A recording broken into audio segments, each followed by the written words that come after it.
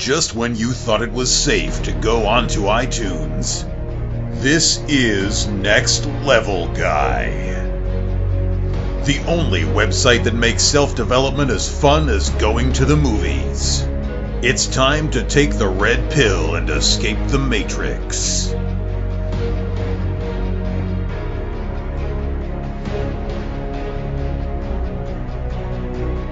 Hello and welcome to another episode of the Next Level Guy Show podcast with your host, Ian Dawson-Mackay.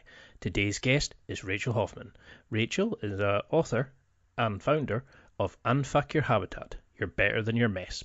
So I tried to figure out a way of describing Rachel's fantastic site, and I couldn't find anything better than our own about page, which reads, Unfuck Your Habitat, You're Better Than Your Mess. It's a housekeeping and organisational system developed for those of us who've described our current living situation as a fucking mess that we're desperate to fix. It's for anybody who's been left behind by traditional aspirational systems, the ones that ignore single people with full-time jobs, people with kids or without kids and they're living with roommates, and people with mental illnesses or physical limitations, among many others. In reality, that's nearly all of us. Most organisational books are aimed at traditional housemakers. They're DIYers and people who have unimaginable amounts of free time. They assume we all iron our own bed sheets, have linen napkins to match our table runners, and can keep plants alive for longer than a week.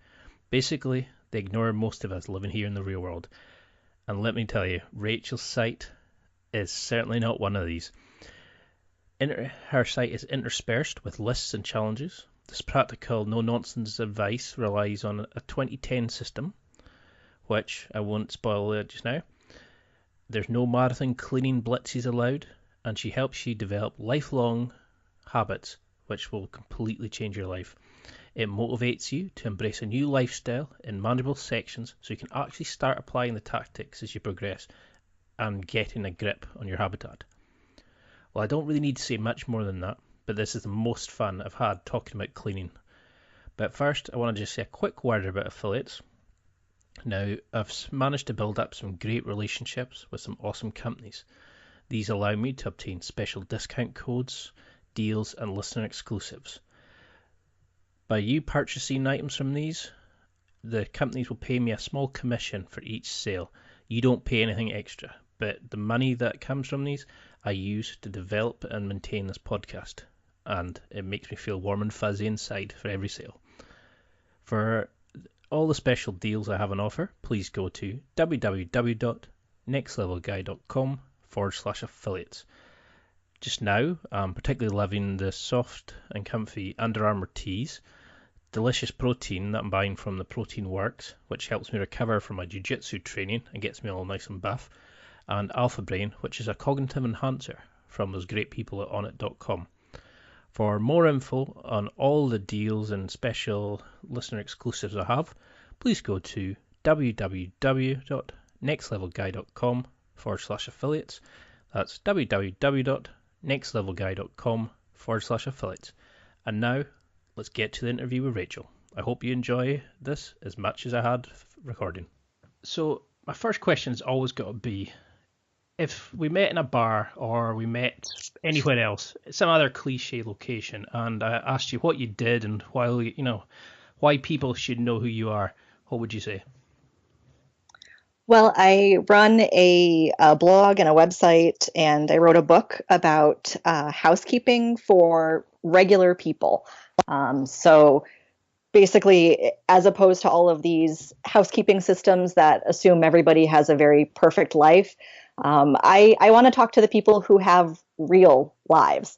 So I like to tell them how to get their life in order and get their mess in order and gradually bring their home to something that they really love and someplace that they want to be. And I think you've picked the perfect person to speak to today. I've just bought my first flat, and it's one of these kind of it's massive, it's an ensuite bathroom, so now I've got to worry about 2 bathrooms, keeping it clean. And when I found your site, I was delighted with it, because you actually gave action steps that could be done. It's not just the kind of Oh yeah, just change your entire life. You were just like, do this if you only got 20 minutes. Do this if you're not feeling well, or you got mental health issues. You made it relatable for real life people. So was there a reason, a turning point that you got into this sort of thing, or have you just always been organized and you like sort of putting stuff into order for people? Well, that's something that I like to correct right away. I am not a naturally tidy person. I'm not a naturally clean person. I'm not a natural neat freak. I'm somebody who has been fairly messy my whole life. And when I was looking around for resources to try to change that, I said, okay, I'm an adult now. I need to have an adult home, and I need to be able to function, and not be such a slob anymore. And I went looking for resources, and every single thing I found made these wild assumptions, that either I already knew how to do all of this stuff, or that I had unlimited time and unlimited energy and unlimited money to do it. And all I could think was, that's not how I live my life. That's not how anyone I know lives their life. So I put my effort into building a resource for people who were like me, people who, for whatever reason, don't they don't find that they can keep things neat and clean easily. So my whole goal is to be able to reach people where they are and say, okay, I'm not assuming you know anything. I'm not assuming that you have experience with this. I'm not assuming that you have all day to sit around and just clean. I want to say, all right, if this is your life, you work full time or you go to school or whatever your situation is, there's a way to work with that. So it's a little bit more realistic, I think. And when I started doing it, I found so many people would say, oh my gosh, I've never seen a resource like this that didn't, just sort of jump in halfway through, that you start at the beginning and you say, okay, I have no idea what I'm doing. Where do I start? So I try to give people that starting point, and then also walk them through what comes next, and what to do when you run into roadblocks, and what to do when something goes horribly wrong, or what to do when you're dealing with other people, because those weren't things that I'd ever found before.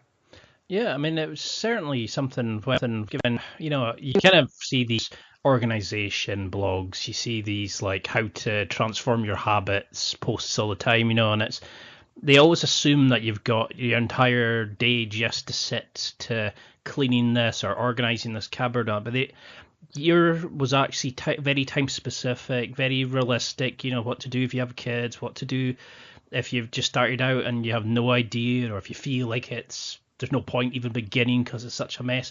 And I really related to that. You actually were talking to us like real humans. So where do you see guys? I mean, my blog's aimed mainly at guys, but where do you see the guys that, maybe are just out of college, maybe like me, just moved into their house for like living by themselves and that sort of thing? Where do they go wrong when they're setting up a routine and, like an organization to clean their habitat, or not, is it they don't do enough around the house to help their partners? How do we do it for single guys, for people in relationships? Do you see common issues? Oh boy. I think you might regret asking that at some point soon. I like the fact that you took it from a feminist point of view, and I really like that, because a lot of guys need that kick up the arse and realize, it's not a woman's role. That back right, and I think that's sort of the main assumption, that we need to start with, is a lot of people, and not just men, but men and women alike, see all of this housekeeping stuff as women's job. This is what women do around the house. And even for, men who really do a lot around the house too, it's always seen as helping. Or, if your partner asks you to do something, you go ahead and do that. But then you have to step back and say, why is it her responsibility to ask me to do something? So I do come at it from a feminist standpoint, but I also come at it from, this is your home, whether you're male or female or, non-binary, whatever. It's your home. You created the mess, you should be responsible for cleaning it. And, so I really want to just eliminate that sort of gender assumption that we have about cleaning and housekeeping, that, it's a woman's job to be responsible for it, whether that's delegating responsibilities or doing all of the work herself. I think men who get out into the world and don't have that sort of baseline of, these are the things that you have to do to keep your home nice, they're at a disadvantage because, it's just a part of functional adult life, really. And, by saying, oh, this isn't my responsibility, this isn't my job, you're sort of abdicating all responsibility for your own environment, for where you live. So, I think to start, everyone who lives in a space should be responsible for that space, whether that's men or women or kids. There's always something that can be done. So I want to help everyone, including men, to see, it's not anybody's specific responsibility except your own. So one of the things that I come across a lot is, people will say, oh, well, men don't see the mess. That's one that gets me every time. Men don't see the mess. That's not true. I mean, you see the mess, it's there. Yeah. You just may not care about it, or you may not think it's your responsibility to do anything about it. So I want to get everyone to a point where they see the mess and they say, okay, how do I deal with the mess? How do I handle this? Whether, that's getting with your partner and saying, okay, these are the things that need to happen, and let's divvy it up, find a way that we're both doing an equitable amount of work. Or if you live on your own, to just be able to say, okay, I need to build some routines. I need to get some habits that will allow me to keep my home looking nice without it taking over my entire life.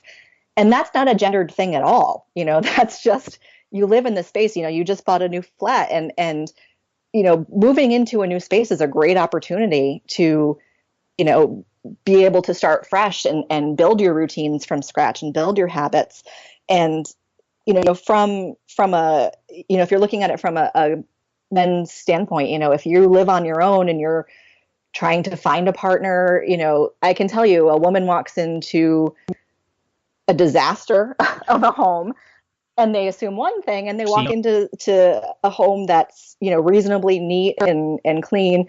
And, that's a completely different outlook. So, it's doing you a favor, but it's also doing, everyone in your life a favor too. No, I completely agree, because it's like you said, is girls are brought up to be taught that, they look after the home, they look after the kids, while the man goes out and does this thing. And, we get this kind of, I don't know, is it like an old age thing of, guys should just be the breadwinner and come home and they just get to sit with their feet up and the woman looks after that, and it's so old fashioned. But do you see that changing nowadays? Is the old sort of kind of attitudes of the various sexes, has that changed as time progressed, or are we still living in these kind of sexist ages, do you think? Well, what's interesting is that the way that the old assumption that the man goes out and works and the woman stays home, and takes care of the home and the family. And, just to interject, this is all really like heteronormative here. We're only taking into account, husband and wife or male and female partnerships. But since that, is fairly common, I'll keep going on that. But if you look at how people live their lives now, most women work, whether they have kids or not, you'll find that both partners are generally working, whether that's part-time or full-time. So the dynamic of that sort of traditional family unit has changed quite a bit recently. Yeah. But our assumptions about how to divide up the work within a home really haven't. So you have, where you used to have, 50 years ago, you'd have the man going out and working and providing, the money and the financial support for the family, and the woman staying home and taking care of everything, in that part of their universe. Now you have both people working and both people contributing financially to the household. But for so many people, the rest of it hasn't changed. That you have both partners work 40 hours a week and come home, and then only one of them is expected to clean up, or only one of them is expected to take care of the kids, or only one of them is expected to do all of those little things that contribute to the running of a household. So I'd really love to see us get to a point where, everybody's doing a fair amount of work, both outside of the home and inside of it as well. And I don't think we're there yet. Because it's quite sad that it's like people label things as like a pink job and a blue job rather than it's a family job, or it's like you said, we live somewhere, you clean it. It's I don't know, it's sad that in this day and age you actually have to teach people how to clean or how to organize or how to help out more, So do you think like things like social media and reality TV, does this have a kind of play on how we view our habitats? There are all these like $1 million houses and people always show their highlights. Has this had an effect on people wanting to improve their habitats and improve the way they live and keep everything clean, do you think? Or Oh, absolutely. But I think it's kind of a double-edged sword, because when you're looking at like, Instagram posts or lifestyle blogs or anything like that, it's a very carefully curated view of somebody's home. And what happens is you see all of these beautiful spaces, and they're very clean and they're very well organized and they're beautifully decorated. And you see enough of that and you start to think that that's how everybody lives. And nobody does. It's not, that's not the common way that people live their lives. So, while you have certainly, social media and all of that has given people so many more resources to be able to make their spaces nice, I think it's also very intimidating, because you have this unrealistic expectation of how people live and what your space should look like and what you should be capable of. And it's not really feasible for most people. So, one of the things that I love is way back when I first started the blog, and even now, we do a lot of before and after pictures, and those are submitted by users. So when I post before and after pictures, the most common response is, people say, "Oh my God, that looks like my house."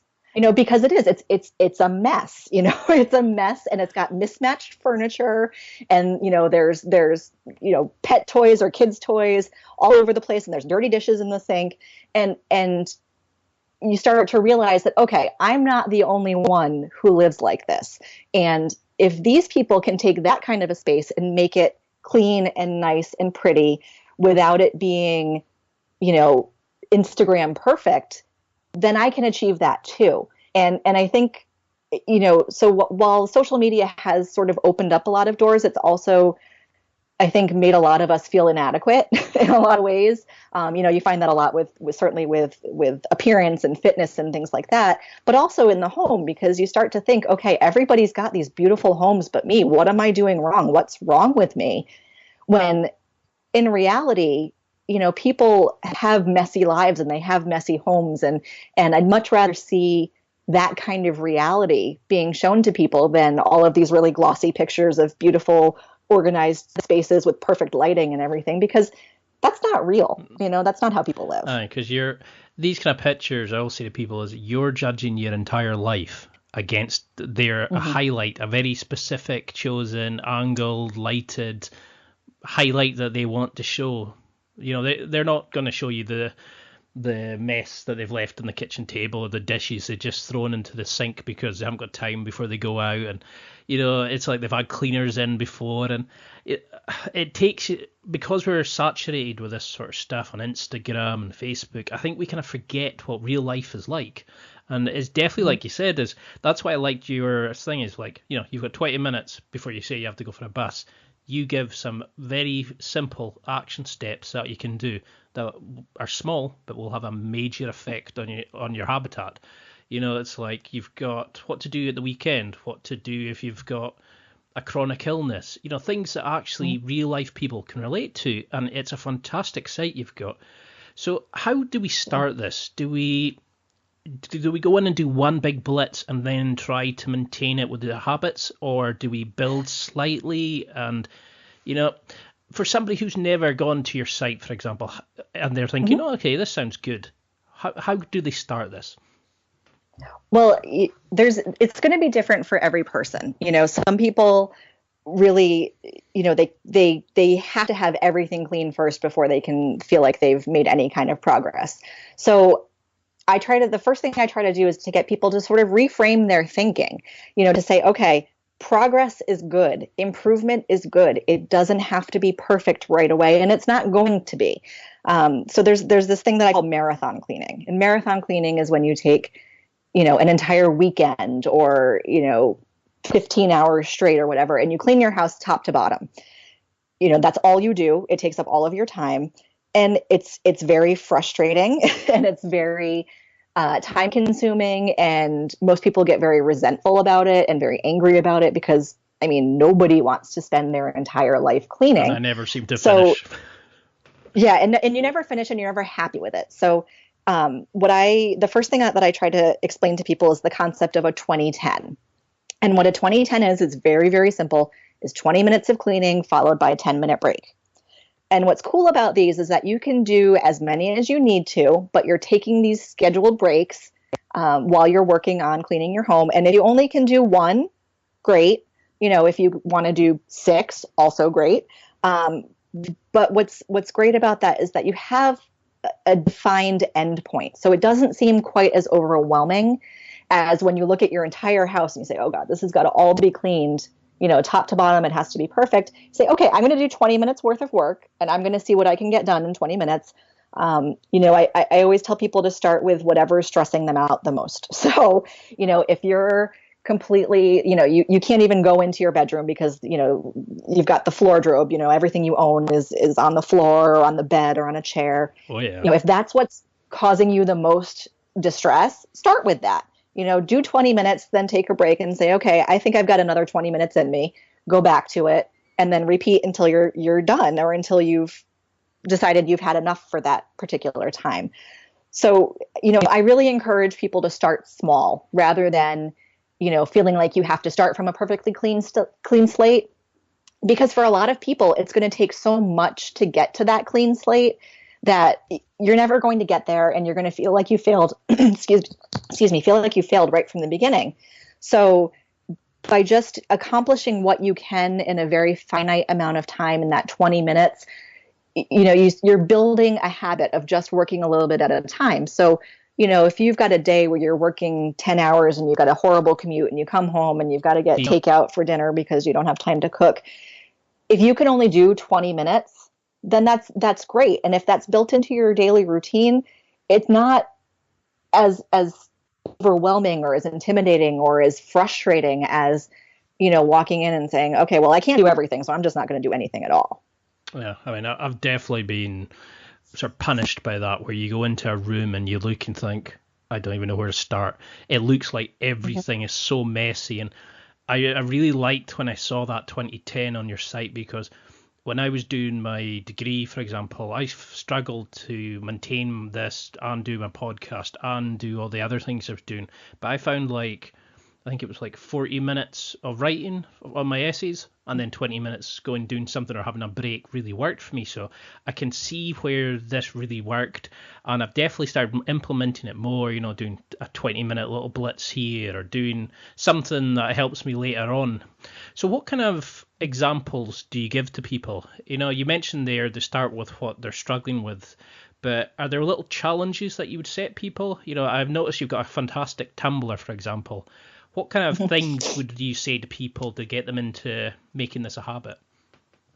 Well, I really think people should be building up small habits over time. So, a lot of what I encourage are things like, don't put it down, put it away.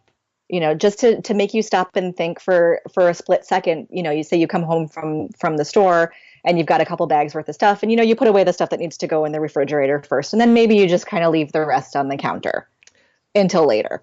Oh yeah. And if you can sort of interrupt that habit and say, okay, if I take an extra 30 seconds and just put this stuff away now, then the next time I walk out here, it's not going to be still sitting on the counter waiting for me to deal with it. So, don't put it down, put it away is a big one for me. I like to encourage people to use their waiting time. So say you're cooking dinner and you just put something on, put the water on to boil, and it's going to be a couple of minutes. So rather than, hopping online or turning on the TV, maybe spend those couple of minutes clearing up some dishes or wiping down the counter or putting a couple of things away. Excuse me. You walk into the bathroom and maybe you take an extra 5 seconds and just wipe down the counter or put a couple things back in the cabinet. So these little habits that build up over time just make such a big difference as far as how much work you have to do overall. So, I think when people are a little bit stuck as to, okay, well, what can I do? I don't have much time. You can do really small things. You can just wipe down one countertop, or, if your bedroom is a mess, you can just clear off the top of your nightstand. It's just one thing. It'll take a couple of minutes, but, take everything, put it all away, and then you've got one clear flat surface, and that's great. It's great to have one space because you say, okay, I did that. It didn't take me very long. I do a lot of little challenges and things like that, which I put out on the various social media, which is basically like, okay, you're scrolling through Facebook, and I know you've been doing this for at least an hour. And, you just keep refreshing it and waiting for things to come up. So, okay, walk away from Facebook for 5 minutes and go find, 10 things that aren't where they belong and go put them away, and then come back and Facebook will still be there. I promise it will. But just to kind of interrupt your regular habits or regular thought processes, and to sort of introduce a very small amount of taking care of your environment. And then you can go back to what you were doing before. You don't have to spend the rest of the day cleaning. You can just do it for a couple of minutes. So getting people used to that is usually the first step and the first little challenge that I encourage people to do, is just do something really small and then get back to your life. Yeah, I mean, that's what I liked about your challenges. It was just this kind of thing of, well, while you're doing that, I think it was the Sync Zero that I particularly loved. Sync Zero, yes. It was just... Sync Zero is awesome. It was that moment of, you were just like, that is so simple but brilliant. For people who don't know what that is, can you go into a little bit about that? For a guy who, say, has a bowl of cereal at night and puts the dishes in the sink and goes off, or leaves the breakfast or lunch dishes. Why should we do Sync Zero? What is it, and why should those listeners listening, obviously, why should they care about that sort of thing? Well, Sync Zero is really simple. It's just getting to the point where there's nothing in your sink. You don't have any dirty dishes. And a lot of people choose to do it before they go to bed. So you wake up in the morning and you've got no dishes to deal with. I say you can do it anytime. It can be before you leave for work. So you do clean up your breakfast dishes and either put them in the dishwasher or wash them and put them in the drying rack. And the whole concept behind Sync Zero is, if you're doing this regularly enough, you're never going to have that overflowing sink full of dishes that's going to take you several hours to deal with. If you're just dealing with 1 or 2 dishes at a time, or one meal's worth of pots and pans and things like that, it's a very reasonable amount of stuff. It doesn't take you that long, and nobody likes doing dishes. Let's just get that out of the way. Nobody likes it, and if they do, I'm suspicious. That's it's not a normal thing to like to do dishes. But if you're just taking a couple of minutes and dealing with things as they come up, and you say, okay, I'm walking out of my kitchen and I have Sync Zero, I have nothing in my sink. You've just done a little tiny bit of work, but it makes a big difference, because dishes are one of those things that's just like, ugh, you never stop doing them, and that's sort of, it's the reality of cleaning. Even if you do it once, bad news, you're going to have to do it again at some point. If you live your life and you use your home and you use the things in it, it's a cycle. You have to keep doing it. So with something like Sync Zero, it's a matter of keeping that amount of time that you have to invest very manageable and very small. So, if you make it a point, okay, every time I leave the kitchen, there's no dishes in the sink. Or, before I go to bed at night, there's no dishes in the sink. Or before I leave for work in the morning, there's no dishes in the sink. You're never going to get to the point where there are so many that you're overwhelmed. You're just getting into the habit of doing a little bit at a time. No, I mean, I love that. And it's fantastic to come back to an empty sink. There's Mm-hmm. no mess to clean up before you even start cooking your dinner or things like that.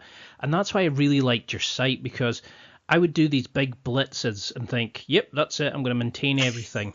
And then the next day I'd be like, oh my God, what's happened here? Because I couldn't get into that little habit. And I like that kind of, it was like you were speaking directly to me. It was like, do this little thing here, and then, and before you know it, is these little jobs flow into each other, and you have such an awesome house now compared to the mess that you're possibly living in. And I know a lot of guys now, who are maybe settling down later in life, or who maybe not had girlfriends or whatever. We've had mothers who looked after us, and then suddenly we're now going into an environment where we go, oh God, what do we do with this? So Right. what do we do if people listening are going, yeah, that's great if you've got 10 minutes, or, how do I even begin with this absolute mess, or I've got a chronic illness, or, they've got mental health issues. How can they begin? Because I really like the adaptability of your stuff. Could you go into a little bit about that, please? Yeah, absolutely. If because people are living with all kinds of circumstances, whether you have a disability or chronic illness or mental illness, there's all sorts of things that sort of limit your ability to do a lot of work on your home. So I encourage people to figure out what's within your ability, and what's within your energy level, and what's within your, staying sane, what you can do and still stay sane, and work with that. So for some people that may mean, you can only do 2 or 3 minutes at a time. And that's fine, but I want people to be able to understand that 2 or 3 minutes is still important. Maybe it's not 20 minutes, maybe it's not a full day's worth of work, but it's a little span of time that's in your control, that you can make some improvements. There's a lot of adaptability within the system where you can say, okay, I've got extra time today, so I'll do a little bit more, or, this week is super crazy, so I don't have as much time to devote to it. And you can be flexible like that. You can say, okay, I'm only doing 5 minutes today, or I'm only going to take care of my dishes today, or, okay, I put my clothes in the hamper, and you know what, that's got to be enough. But to be able to say, okay, that's great, not I'm disappointed I didn't get more, or I'm a failure because, I didn't clean everything up, but to say, hey, I did what I could, and maybe tomorrow I can do more. But to be able to say, okay, at least I'm making the effort within my own abilities, within my own limitations, to say, if I can only do this, then that's great. I can do that. And I think a lot of people have been very let down by other systems that require this massive investment of time or energy. And that's not their reality. They don't have that to give. So I want to help people to see, okay, take wherever you are and start from there. You don't have to change your whole life, and you don't have to suddenly not be chronically ill or suddenly not have a disability in order to get a clean home. Like, let's look at how we can incorporate all of that into a system that works for you, and into something that you can feasibly keep up on a regular basis. And I think a lot of people haven't had that before. They've just felt like, okay, I can't do everything, so why bother? I'm a failure. My house is always going to be a disaster. It's never going to get any better. And that's not the case. Everybody has the ability to make an improvement, even if it's small. So I like for people to celebrate those little small achievements and those little, successes, because that's where you start from. No, I mean, you're not. I love that. It's an amazing message to give to people. 1 minute spent is 1 minute more than you were possibly going to do, and that could be Exactly. the thing that gets you going, that maybe potentially could change your life, build it into habit. Sorry for interrupting there. I just love that message. I just wish more people read this book, because there's so much value there, that there's so much to give out to people, and I just don't get how people are more worried about the title than they are about the message. There's a lot of worrying about the title, yes. I mean, so you mentioned things like invisible corners. are these the sort of things that, are these small, or are these things that could gradually build and build into making an invisible room or an invisible, like surface? Or what is an invisible corner, and how do we identify them and, fix them? So an invisible corner is any area within your home that tends to accumulate junk. And the reason it's invisible is because when you look around, you don't even see it anymore. It's just part of the landscape of your home. So, for some people, it could be a pile of things at the end of a kitchen counter. You've got month-old mail that you haven't dealt with, and some things that you brought in from the store and you just kind of threw over there. And it turns into this sort of catch-all that you don't even see anymore. And it absolutely can turn into an invisible room or an invisible garage or whatever that is, an invisible closet, because you're not dealing with it. You're just kind of pushing things to the side and saying, okay, that's where it lives now. That's where these things live now. And the thing about invisible corners is because they've been that way for so long, that's how you think they're supposed to be. Your eyes don't even register it when you look around.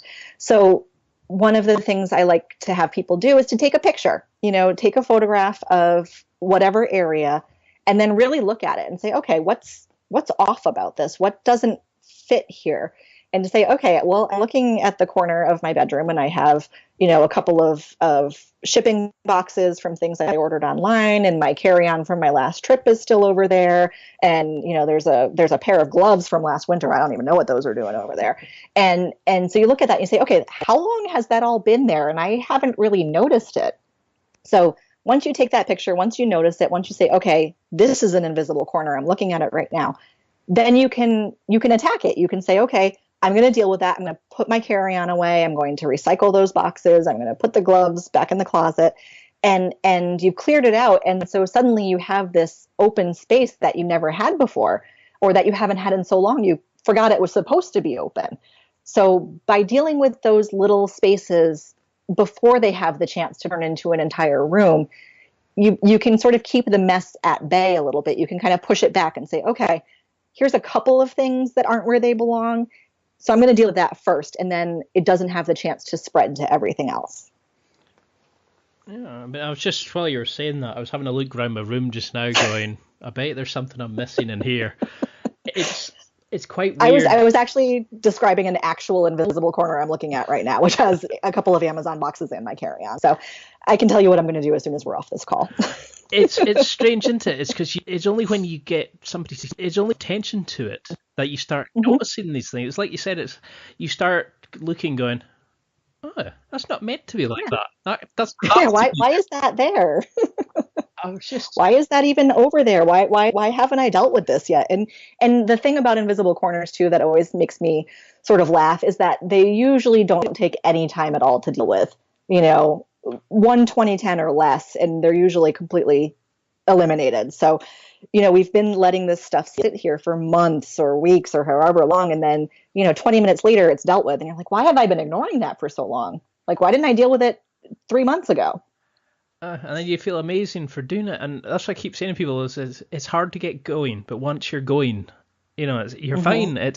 So how do we teach this to kids, or how do we build this into like a family procedure or routine? How do we make it fun and get everybody involved? Because we need to stop this BS of kids growing up going, oh no, that's woman's work, or right, that's not for me, or I'm the breadwinner, because we're not into that society anymore. So how do we teach the young males today that it's good to be involved in what you're doing in your habitat and fucking your habitat, so to speak?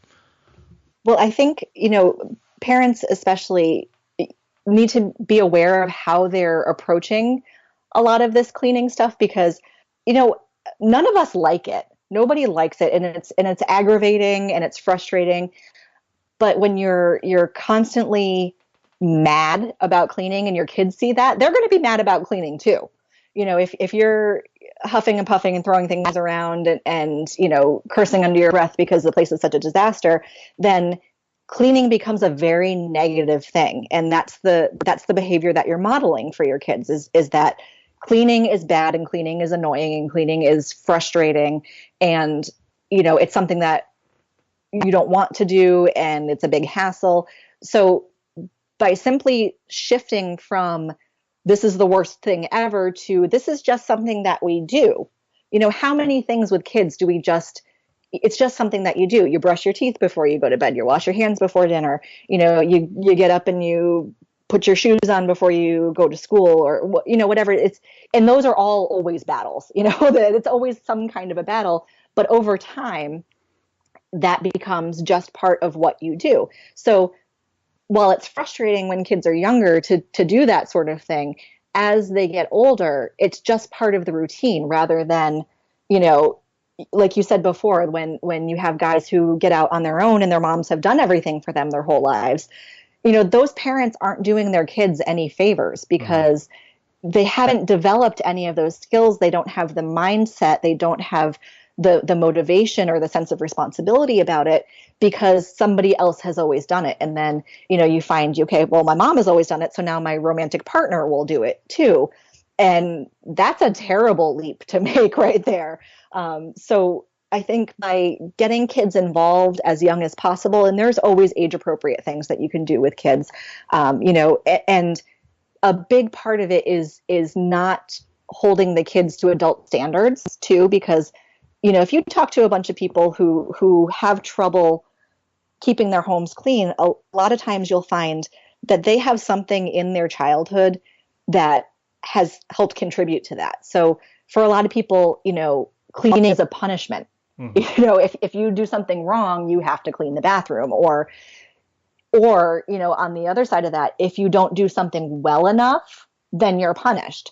So I think, especially with kids, being able to accept and celebrate even an imperfectly done job, you know, to say, okay, that's good. That was an effort. You know, it might not be the result that you want, but in rewarding and recognizing the effort, you're helping to build that habit, and the skill will come later. You know, you can't have the expectation that a child is going to be as good at doing something as an adult with practices. So I think just overall flipping the whole idea of cleaning from something very negative to something that's just kind of part of the routine of daily life, and you know, showing kids, okay, once they're old enough, this is how you do laundry. You know, how many people get out on their own and have no idea how to wash their clothes? It's crazy. So, you know, whether it's that or, you know, okay, so we do our laundry and things come out of the clothes dryer and they get put away. You know, if you've got kids in the habit of putting their stuff away once they're clean, when you get into adulthood, it doesn't seem like such a weird thing anymore, you know? So I think there's just a lot of little habits and being age appropriate and being understanding that, you know, kids aren't going to be as good at stuff as adults are. So, you know, letting go of some of that expectation of perfection in exchange for, okay, they're putting in the effort, so that's great, and we'll just build from there. I mean, that's what I was going to mention was about the punishment. You know, you do something bad, you clean your room. You know, you're sent. Mm-hmm. It's like it's a torture, not a torture, but you know what I mean. It's like, oh, that'll teach them. And instead of making it fun and like you said, it's responsibility. Make it like something that's just normal to them. So how do we build, like for a guy listening just now who said, okay, you're right, I have let things go, or I need to tidy up or get on top of this. Mm-hmm. Do we have like a cleaning toolkit? You know, is there affirmations that we should remember, little mottos, or, you know, is there certain cleaning products that every guy should own? You know, how do we get the stuff in to start this kind of complete change in cleaning? Well, I'm a big fan of people understanding that you don't need a lot of stuff to do this. You know, a lot of people say, okay, I'm going to get everything cleaned and organized, and the first thing they do is go to the store.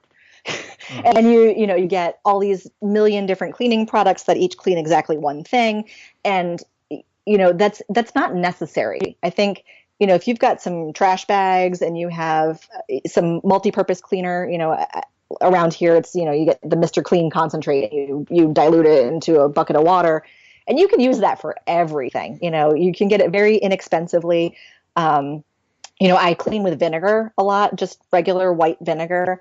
It's very, very cheap and it's very accessible. And, I have pets, so I get a little weird about what I use to clean because they get into everything. So I want to make sure that if they do get into it, it's not going to be dangerous for them. So you don't need a lot of specialized stuff. And I think, a lot of people think, oh, I need to have a million things in order to do it. You can start with what you have on hand. If you've got, dish soap or washing up liquid, or, something very basic, you can use that. You don't have to go and spend a ton of money and delay your whole starting process because you think you don't have the right stuff. So, people can just jump in where they are. And I think, as far as little affirmations and things like that, you can, don't put it down, put it away is a big one. Again, like I said, there's a lot of progress instead of perfection. You don't have to make something perfect. You just have to make it better. The working 20 minutes at a time is a big one. You don't have to invest a ton of time. You don't have to invest a ton of anything. And then when people are really sort of floundering and they don't know where to start and they feel totally overwhelmed, I always tell people just start with what smells bad, which seems like a really ridiculous thing to say.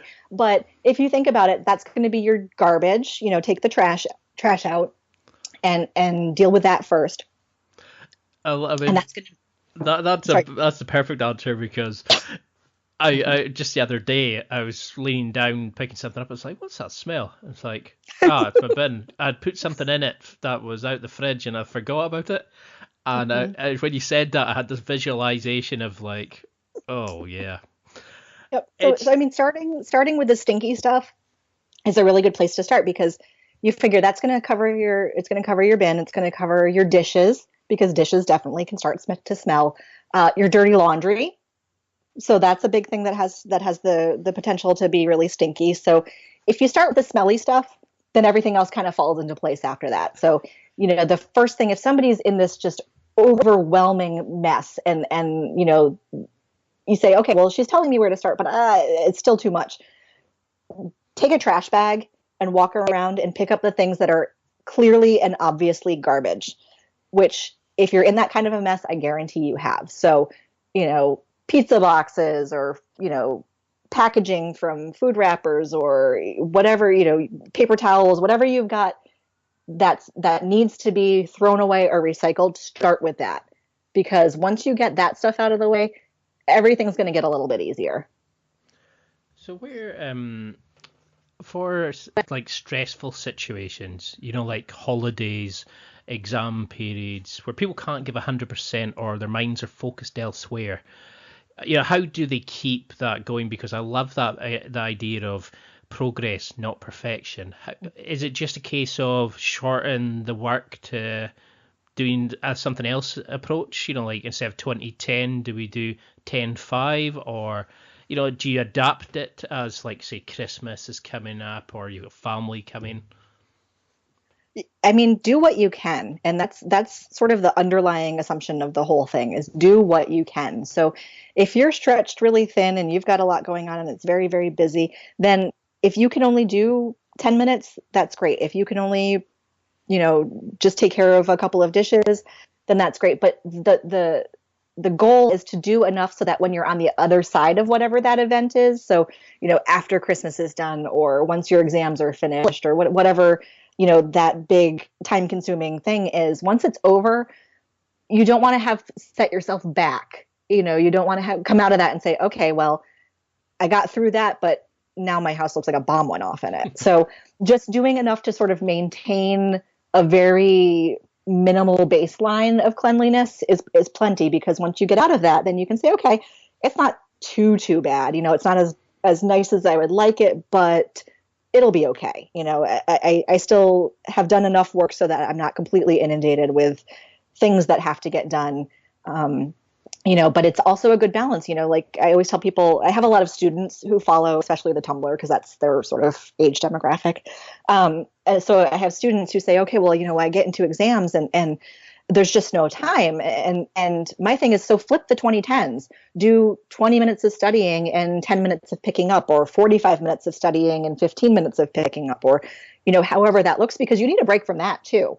So you can, instead of making the work time your cleaning time, make it your time away from studying or working on that big work project or whatever, to kind of say, okay, you can still incorporate it. You don't have to be entirely consumed with just one thing. You can still find a balance even when your life is hectic and stressful.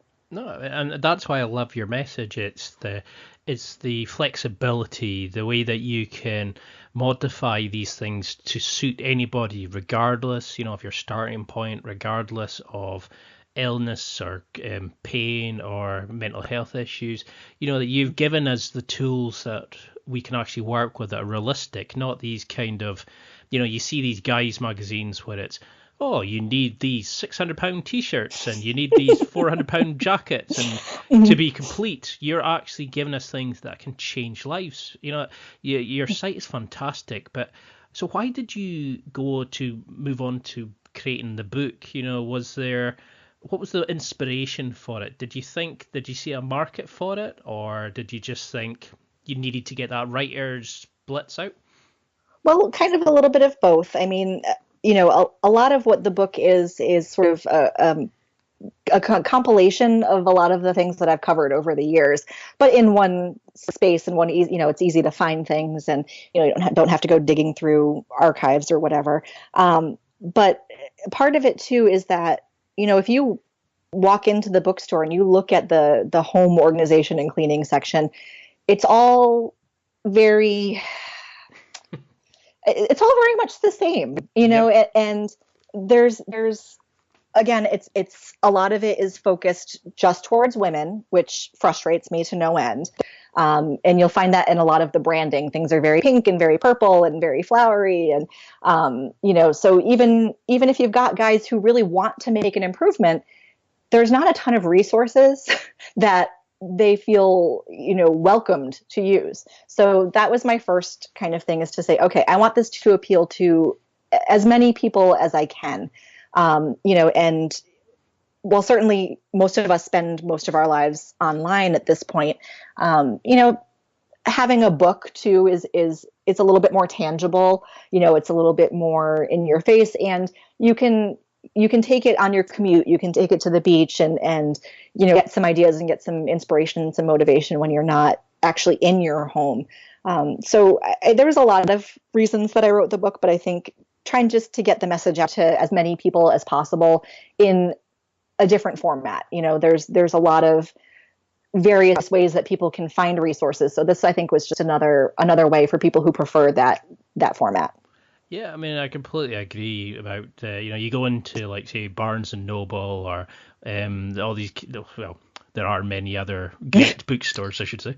But, as you go in and you see the same thing, and it's the same kind of older women talking about, the throws and pillows and stuff. It's difficult for guys to get out of this mentality, because we've go in and that's women's magazines that cover it, whereas the guys' magazines talking about football and drinking and all this. Right. We didn't have this. And I remember I came in and I thought, okay, I'm going to make sure my flat is amazing. So I Googled it, and when I found your site and it said "unfuck your habitat," I thought, what the I was like, right, this is for me.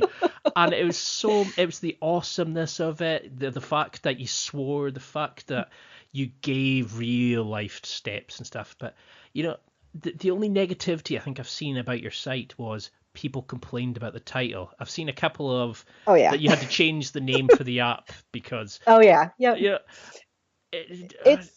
it's interesting. Like so when I first started this, it was obviously, it was very small. I was really only doing it as sort of I wanted to reach people I knew. It was kind of a sort of little tiny thing, and that's just how I talk. There's the whole home cleaning and organization arena is very, very precious most of the time.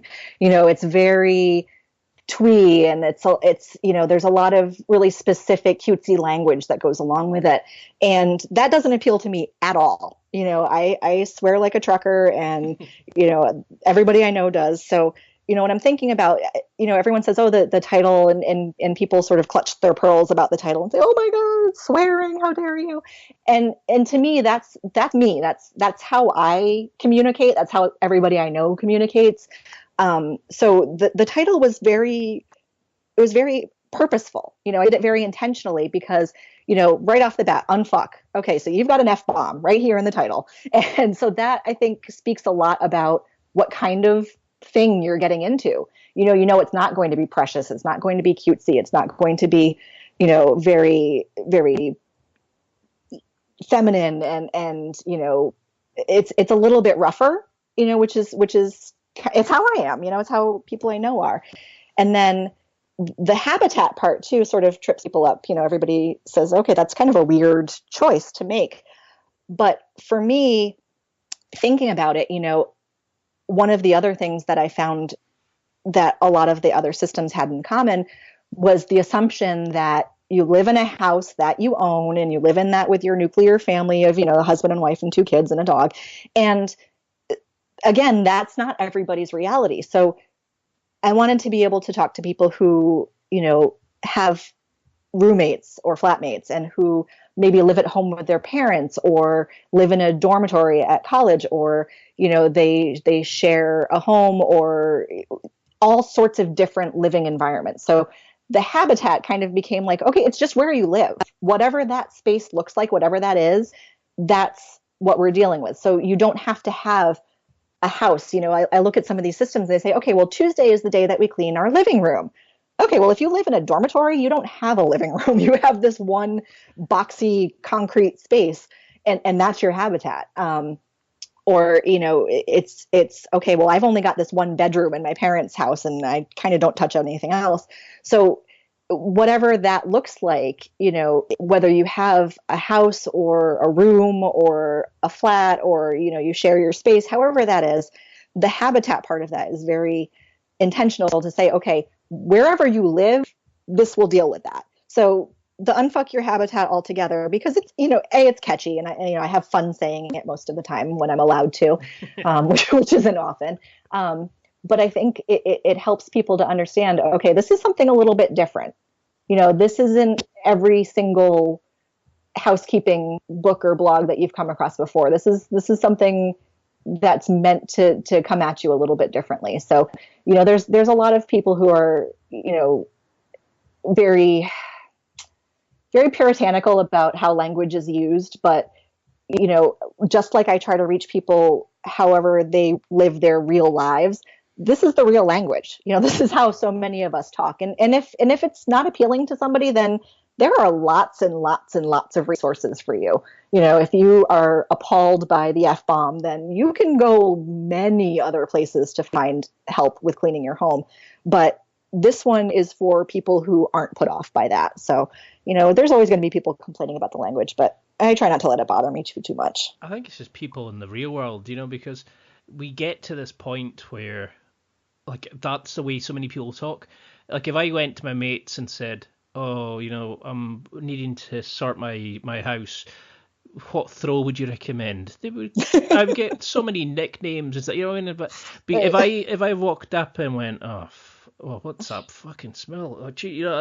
And somebody would go, oh, you fucked that up, you've left that out, oh, that's moldy, throw that out. It's like, it's how we actually relate. And it's like you're saying, is there isn't this sort of standard 2.4 kids and the dog and the house, and we live in so many different situations and different styles housing that. So I love the fact that you're actually looking at it from terms of people who just started college, people who are maybe living on their own, people who have just moved out. There was something for everything, and a lot of guys who need this so badly, myself included. So how do we know then if we're, after we've been reading the book and following your challenges and that, how do we know we're improving? What's the signs that we look out for that we kind of go, okay, we're getting better at this? Is it just a cleaner flat, or? It's partly that, but I think too, people really underestimate how closely linked your mess and your mood are. So there's something kind of depressing about a messy home. You know, if your space is a disaster, you probably don't feel very good about that.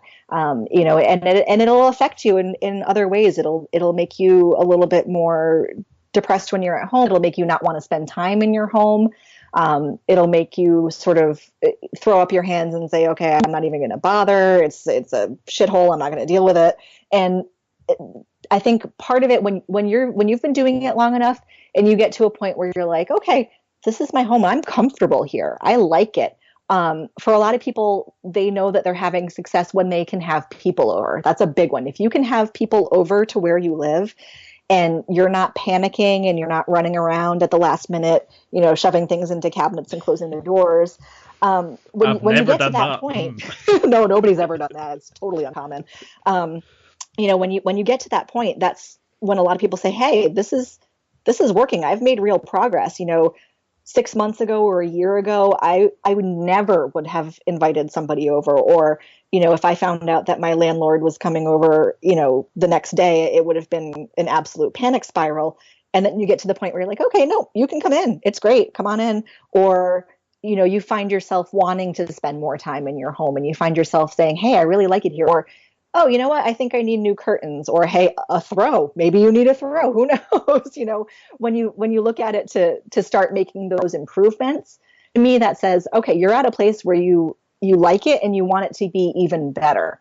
So there's a lot of different ways you can tell you're on the right path. But I think your mood and how you view and how you interact with your home is the biggest indicator that you're having success. You know, if you feel good about where you live, you're doing it right. I love that, because I was just thinking just now that kind of like you don't need to keep tidying up so much. It's the little things, you know, you get better, you're happier, that you're not just going, oh, what's the point? You can actually see the light to the end of the tunnel. You know, you come in and you can just relax rather than think, oh, here we go again, I've got to get up and do the dishes, or like you said, I can't bring people in. You know, when I first moved out, I can remember landlord visits, panicking, thinking, oh, what's the worst that we've got to hide before they come, you know, because it was so messy.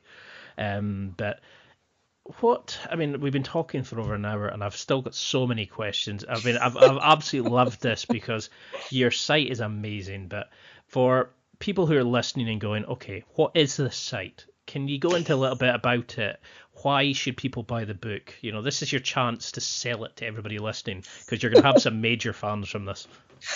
Well, the whole concept of Unfuck Your Habitat is basically everyone deserves a nice home. Everyone deserves to love where they live.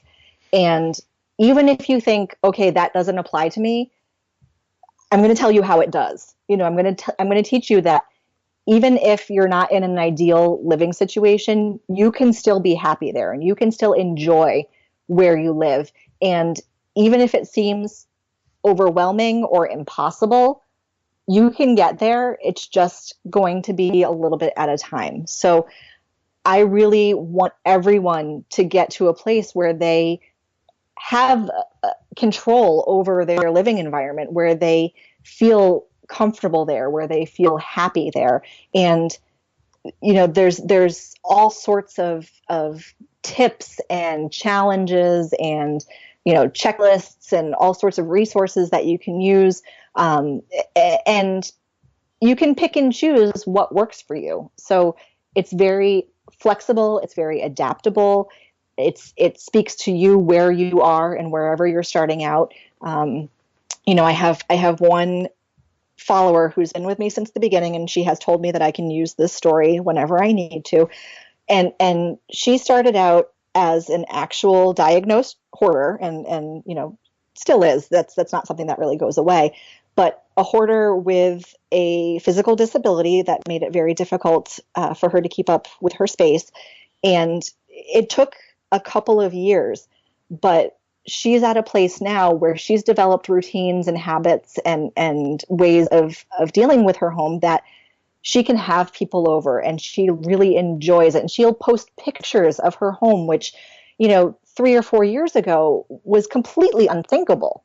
if the thought of taking a picture of your home and putting it online just makes you seize with panic, that can be fixed. You can get to a point where that doesn't make you completely freak out anymore. So, I think the reason that I think people should go to the website or get the book, or, I buy the app, there's an app too. Any of that is because it's all possible. You can actually do this, even if you think, well, she's talking to somebody else. That's not for me. She doesn't mean I can do it. She means somebody whose house is a little bit better than mine is, or who has less to do than I do. No, I'm talking to you. I mean, you can do it. You can get your house to somewhere that you really enjoy being there. And it's not impossible, and it's not overwhelming, and it's completely within your ability, and it's completely within your lifestyle to be able to do it.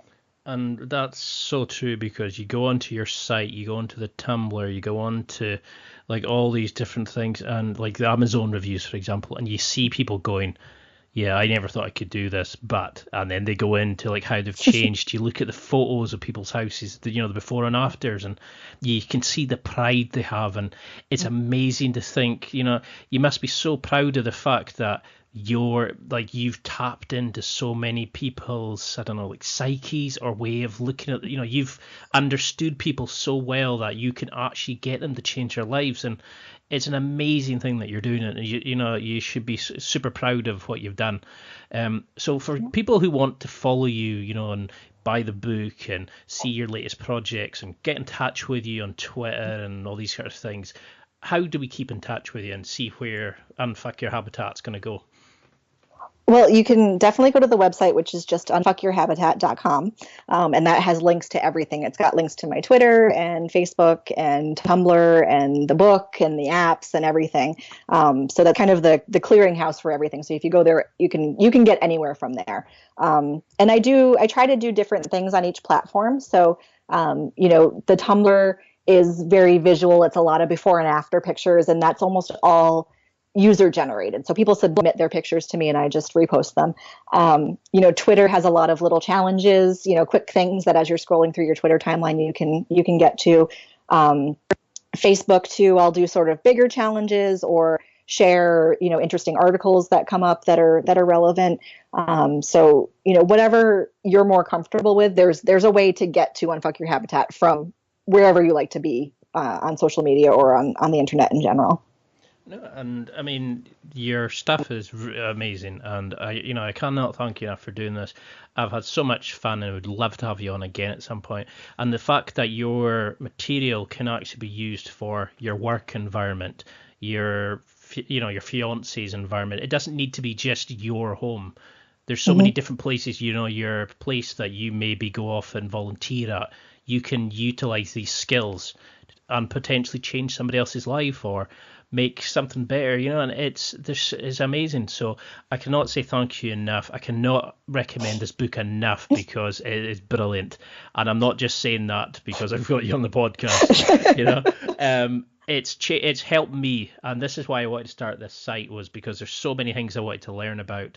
And for me to get into not the cleaning habit, but, just progressing. It's amazing. So you've made a major fan from me, and I'll put all the show notes out because these guys need to find this book because it will change their lives. Well, thank you so much. I really appreciate the opportunity to come on and to preach about all of this to all of your listeners too. No worries. Well, if there's the floor is open to you. If there's anything coming up, if there's any book signings or interviews or anything that we should be checking out, or even just throw another ad out for the book. If anyone does. I feel like there's always something going on, but definitely I just encourage people, get the book. It's available in a whole lot of formats. And actually if you're in the UK cover, I will say, is my favorite cover. I really like what they did with that. So if you're in the UK and you're buying my book, just know you're buying my favorite version of it. Well, that's brilliant. Well, thank you again so much. You've been an absolute star, and I will definitely have to have you on again because it's been an absolute pleasure. Absolutely. I really, this is, I think, my easiest podcast so far. So I appreciate you making it so easy on me. No worries at all.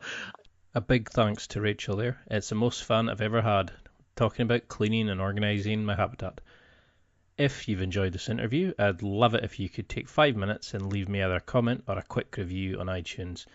I really appreciate you listening, so I'd love to hear where you think your invisible corners are, if you're going to implement the 2010, or if you're going to pick up a copy of Rachel's great book. That's it for another week. Thanks for listening. Absorb it, practice it, use it. Until next time, keep trying to hit that next level in your life.